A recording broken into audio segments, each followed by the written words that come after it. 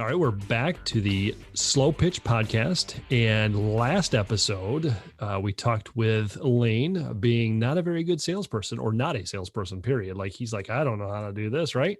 What are you trying to tell me, Rob? I'm not trying to tell you anything. I'm just saying this is what we talked about last time. I don't know. It seems like you're accusing me of something here. I think those were your words. I think that's what maybe not. I don't know. Maybe it was I think I did admit to not being a salesperson, but you just told me I'm not a good salesperson. I just assumed that's what you meant. But I think in our conversation, we got into this, I want to get better. So this time we're going to talk about sales funnels, but not in the traditional sales funnel standpoint. So if you're thinking of sales funnels as where you are setting up a website, bringing them through the process, getting the sale, that's not what I'm talking about. We're talking about how do you get people to start to make the phone call to you? How do you get people to respond to you, to get to bring in a lead, basically, right? So there's a lot of different ways to bring in leads. And I don't know, Lane, do you have a way of bringing in leads at all? Or are you looking for answers on this? Oh, I'm definitely looking for answers, but you mean I can't just sit here and just be awesome and expect people to come knock on my door wanting to buy my service? Well, why not? You could try. I mean, I don't know that it's going to work that well. I mean, I've seen people try that. So is that what you're trying now? Is that what's happening? Or do you think you've got a couple things going or?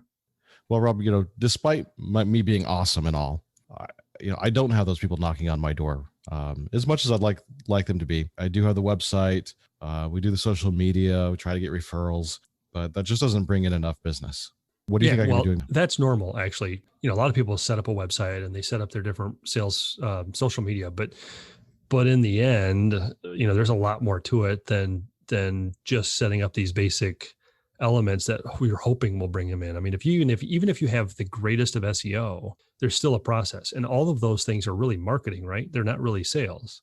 People always confuse sales with marketing. Like marketing is one of those things where you're bringing people some interest, where they're going to get some interest and they're going to find you in one way or another, where they're going to be, maybe they're reading a magazine and they see your ad, or they're going to be watching TV and see a commercial, or, those are all things that are just, marketing materials. Are not really sales materials, right? So what are the actual activities that you should be doing to get in or bring in new sales? And so there's a whole list of things that I would probably recommend thinking about or talking about. The first one, or one of them, one of many of them, is networking. And I don't know, Lane, do you do any networking? I know we talked about networking before, but you and I, but have you ever done anything like that much? When you're dealing with websites, it's all networking, man. Well, different kind of networking now. We're talking different kind of networking. That's true. Well, being the introvert, networking is hard for me. So yep. That is one of the things I've kind of struggled with. Well, that's not unusual, and especially for introverts. But the cool part is if you're an introvert and you're doing networking, you're going to find that the more you do it, the more people you know, the less introverted you become, I would assume, right? Because if you know somebody, you're going to gravitate toward talking to that person usually, right? Well, yeah, that's why I always puppy dog behind you, man. Yes, that's probably true, but how effective is that? It hasn't been very effective yet. So no, probably not. So that's one of the ways you could do it. The other way you can do it is referrals. And I don't know if you get referrals, but this is one of those magical areas. People don't realize how powerful referrals are and how much that you can actually bring in for business through referrals. It takes time. Is there a magic pill to referrals? I mean, that's a good question, because most people think referrals will just happen or should just happen, and they should. But the reality is they don't actually just happen by themselves. What ends up happening is if you do good work, which I know you would, but if you do good work, then you think you should be referred. But what will end up happening is people go, yeah, they did a great job, and they just move on. They move on to whatever else is important for their lives. And so you have to start to ask for referrals. So that's another one that we'd want to go through. Another one that we want to talk about is seminars, and if you do talks that are public speaking, that's another great way to get sales brought into your business. Just curious, why do you think that seminars or giving a talk would be powerful to bringing in a new business? Do you have any idea why that would be?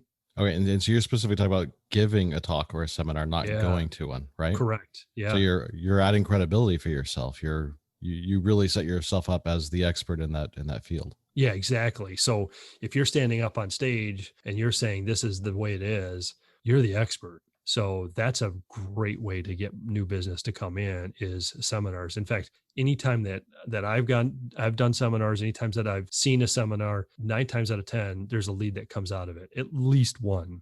And depending on the size of your sale, that could be powerful, that could be helpful, that could generate enough business for a month, that could generate enough business for a week, whatever that might be. But it's just by given a half an hour, 45 minute, 2 hour, whatever it is, seminar, it makes a huge difference, or a workshop or talk, whatever you want to call it. It brings in some business. So that's another way that you can actually get business to be brought in. And I'm going to go through these kind of high level.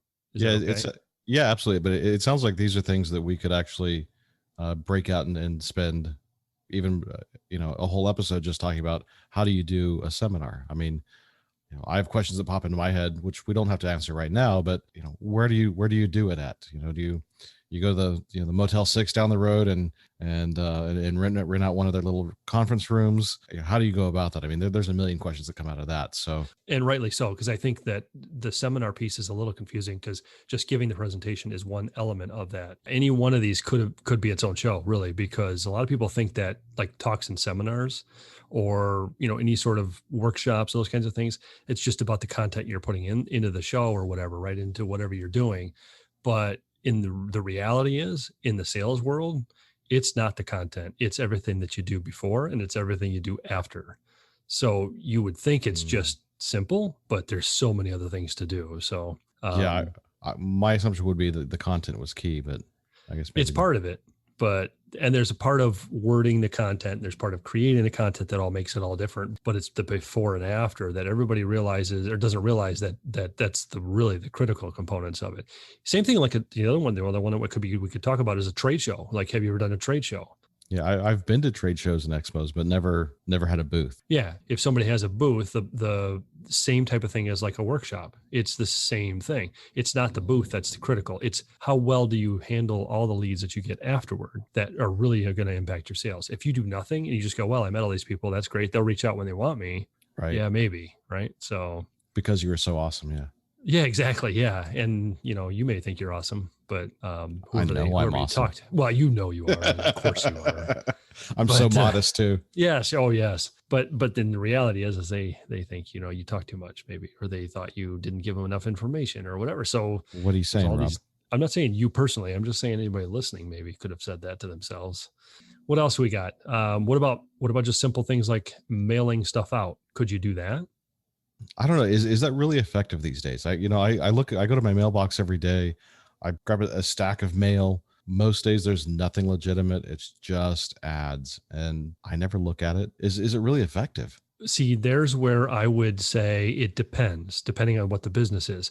So somebody building a website, probably not. Somebody that does landscaping, I would think that would be. Or somebody that does, let's say, outdoor lighting for houses, I would say that is a really effective way. You could show a beautiful postcard that shows all these images of a nice house being lit up with nice external lighting that lights up trees and lights up the outside of the house, let's say, and do some really cool things with that kind of thing. But you could target the particular homes in a particular neighborhood, if you wanted, who are most likely to buy. So the more targeted you are, the more effective it is. But again, that goes to marketing, right? So yeah, so it really depends on what you're selling. Exactly.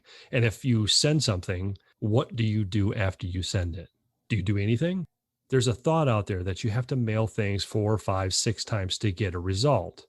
And the reality is, yes, you do, to get the people to say, I've seen this once before. Because if you don't mail it out several times, in mailing it once, it's very ineffective. Several times you get some frequency with it. They start to see it. They start to think, yeah, you know what? I've seen this. Maybe I should look at this again.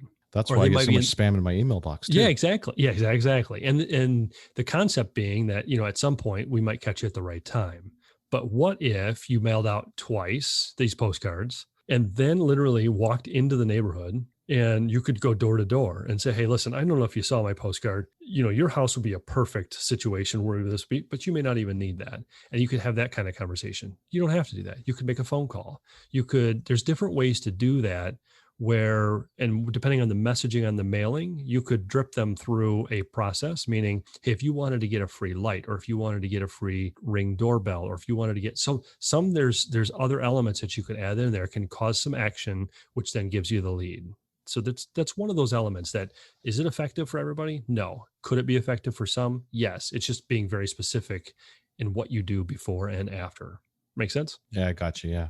Yeah. And the same thing with advertising, I think. Same thing with even with video and TV commercials and online TV or online videos. I mean, those types of videos that you do online or on TV, they're meant for frequency. How many times have you seen a particular lawyer on the same channel on the same day, on the same time every day, and they're saying the same thing? It may be a different message, but basically it's the same commercial, right? It's different messaging, but different day. It's that And brand so awareness. Yeah. all brand awareness. And so when you have that problem, who are you going to call? Because it's the one you remember. And that's what they're Right. banking on. But Right. again, that goes back to marketing. I think the other one that comes to mind is cold calls, which is everybody's favorite. Yeah, totally. You can just hear it by the way you reacted. No, thank you. Yeah. So nobody likes to do them. No one likes to receive them either. That's the problem. No, but you know what though? Here's the thing. If you do it right, it shouldn't feel like a cold call. And I know that sounds odd, but how many times have you gotten a cold call where somebody calls you up and says, hello, and then you say, and then all of a sudden they start going, hi, I'm so-and-so from this company, and I want to talk to somebody that does this, or I want to talk to Yeah. and before they even get to it, you click. But what if I called you, you're a web company, and let's say, who would call you? What kind of a company would call you, let's say? Well, in technology, you're always getting calls from various service providers, different web hosts or different internet service providers, or everyone who's got the latest and greatest technology that they want to sell. So okay, so let's say you're a web company, you're a web developer, you get a call from a web hosting company, right? So they're assuming that you are doing the web creation, the website creation, but you don't have the ability to host it, right? That's what they're assuming? yeah, I think that's the assumption. Okay, so let's say I'm the hosting company calling you, and typically they'll call you up and say, hi, I'm so-and-so from this web hosting company, and we host websites, and we do them for really cheap. We do it for this price. Are you interested? Like, that's kind of the messaging, right? It's pretty. Yeah, that's pretty much it. Yeah. Yeah. And it's like, okay, am I going to be interested in this? No, because first of all, if you're cheap, why would I want to work with you? Right. I might go down, whatever. So instead of doing that, what if somebody called you up and said, hey, let's say, let's do this. Let's do a little role play here for a second. Ring, the phone rings. You say, hi, this is Lane. Oh, hey, Lane. I didn't expect to get you on the phone. Oh, really? Why not? I just didn't think you'd answer the phone. I didn't have any idea that you'd be there. Who is this? Oh, yeah. I was so shocked to even talk to you that I didn't even say who I was. Well, my name is Rob, and I'm with a hosting company. I don't even know if that even makes any difference for you. I don't even think you'd probably even want to talk to me, would you? Well, personally, I would probably say no, but we'll play along here. Go. Tell me what you got. Well, I don't know what I got. I mean, from what I understand, you do web development, right? Amongst other things, absolutely, yes. Okay. Well, tell me a little bit about the web development stuff. What kind of stuff do you do? Who do you host? Who do you make that stuff for? Well, Rob, I guess if we want to go back an episode or two, I'd have to fall back to that 30-second commercial, and my typical customer would be a small, perhaps medium-sized business, but usually small businesses that are looking for a way to get their message out. Oh, interesting. All right. So you probably don't have much issues with downtime with wherever you're placing those websites now, are you? Not really. I didn't think so. You know what? Somehow I got your name on my list. I looked at it and I thought to myself, why would I even have this name on the list? It seems like his websites are nice and it seems like they're running up fine. I didn't think that would make any sense for me to even call you, but it was on my list. And I realized I probably needed to make the phone call. And so I have. So obviously you don't need to have a whole web hosting company, right? Yeah, not right now. I think I've got my my bases covered. Fair enough. All right. So stupid question. One last question. I don't know if you know any other web hosting companies out there at all, or anybody else who might need something. Have you ever seen a website that's like horrible that I could call? You have any idea? Oh, I've seen lots of horrible websites, man. But what about hosting? Like, where they're just like slow to get going and. Yeah, I don't know if I really have what you're looking for right now. All right, no worries. I didn't expect you to, quite honestly, but in the end, I don't know.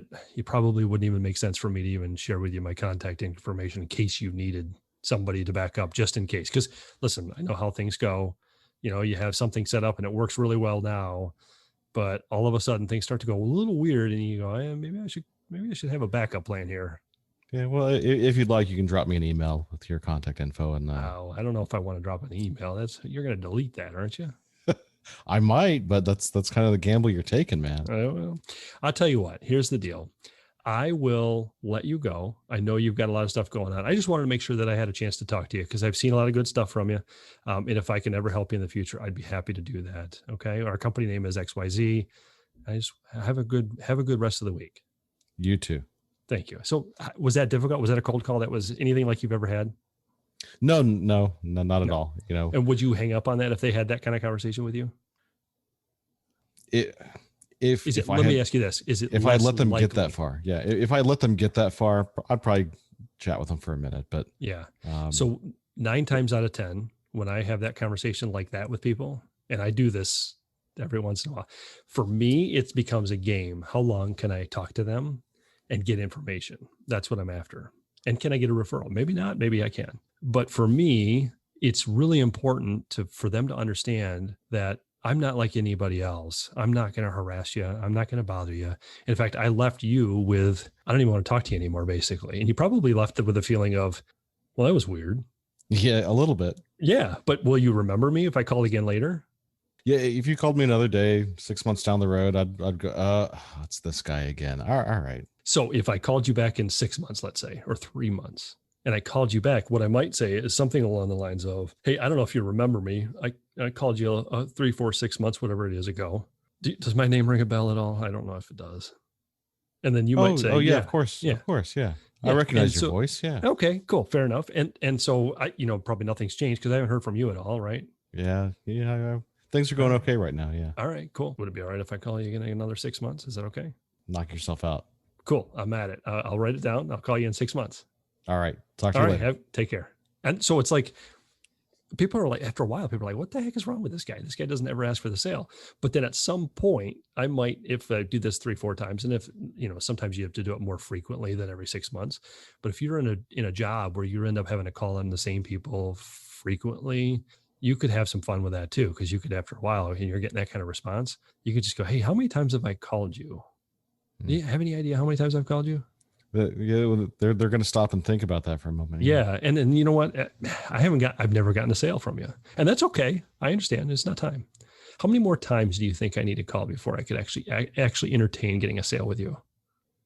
Yeah, that's interesting. Yeah. Would you actually ask that question? Yes. If I had been in the position where I would have to make the same call over and over again, because it's in a position of, this is typically for people or salespeople that are having a call on big clients, potentially big clients that they're trying to get over time, and it just is not coming together. And so you could have a game with it. Like, everybody takes cold calling, like they either do it and they just go through the script. Yeah. Oh my goodness. And that is so ineffective. And then there's other people that go through it and they're like, listen, I'm not going to get a sale. My goal of a cold call, never to get a sale. My goal is to have potentially another conversation sometime down the road, meaning a potential real conversation where they are actually somewhat interested. And they've got to figure out, do I even need you or not? Yeah, you're trying to create a relationship. Yeah, it's maybe short term, but I also want to eliminate anybody that's like, dude, I have no interest at all. I don't even want to talk to you. Okay. Yeah, if they just hang up on you, then all right. Fine. Yeah, and listen, sometimes I've called people that hang up on me. Not right away, but like I call them up 2 weeks later. Yeah. And they hang up again. Okay, I'm probably not interested at all. Fine. But if they answer and they're like, and they're in a different mood, because listen, I'm calling out of the blue. So if they call and they hang up on me after I got 5 words out, then I know I called them at a bad time, and it's okay. I don't expect to catch you at a good time every time I call. It's okay, right? So if I call the next time and you have more time, you're more open to have the conversation with me. Some people are, some people aren't. I can't believe how many people that I have called cold, literally cold, got into a conversation, ended the conversation with, I don't need it right now, but can you take my email and email me some information? But I really what I want is your contact information, because I think there's a potential. Or how many times I've called and they said, we were just talking about this not too long ago, and we got to figure out what to do with that, but I have no idea if we're not ready yet. Because then I can start asking more questions, because now I know there's something going on behind the scenes. And then I start asking more questions. I even had one time. Yeah. And I even had one time where I cold called somebody and they were like, our web company, I get a whole other script for this, but our web company actually recommended we call somebody, and you just called me just now. I'm like, well, it must be perfect, right? Like, Wow. it's crazy. So you have to call, and it's not fun. And they're the least fun thing you can do in the world, unless you make it a game and a little bit of a fun thing where you're like, it's not about myself. It has nothing to do with the result of the call. If I look at it as I'm not getting anywhere with this call, therefore I'm a failure, you're done. You're cooked. You're never going to make it. That's the problem. I get the feeling you're going to make me do some cold calls at some point in the future. Perhaps. Yeah. So I think we've just gone through a whole bunch of different things that you can do to bring in business. And there's a whole bunch of stuff. There's obviously more. There's things like you can go door to door to places and, all these different pieces that you can do. But these are just some of the high level ones that I've seen, I've done, I've known can be very, very effective. And it depends on how often you want to do it. And it depends on how comfortable you are doing it. I would also challenge you that if you're doing any one of these already, that if you're doing them and you've got one that's very successful and one that's horrible results, ask yourself on the horrible results, is the horrible results because I hate doing it? And do I need to change what I'm doing? Because that could be the game changer. Maybe that one actually is really good at giving you results, but because you don't like doing it, you don't get like networking. Some people hate networking, but boy, you can build some good relationships with that. And if you do the networking, you'll get the business over time. It just takes time. That's all, right? Yeah, that makes sense. Yeah. But if you also look at your scale of things and you say, this bottom thing that I don't get any results on truly is not me, it is not because of me, eliminate it. Make sure it's not you, but eliminate it because it's wasting your time, and spend more time on the things that are giving you better results. That makes sense. Yeah, hopefully that helped a little bit. And I think the next episode, we are going to be talking about networking itself and how to do networking the right way. Sound good? All right. Sounds good. Cool. Well, until next time, we'll see you later.